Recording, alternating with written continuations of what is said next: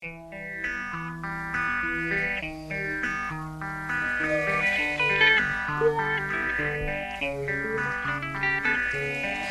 mga pare ko, anong nangyari dito? Bakit biglang namutla ang mukha ko? Nanginginig, tumindig ang balahibo. Gusto kong sumigaw, gusto kong tumakbo palayo.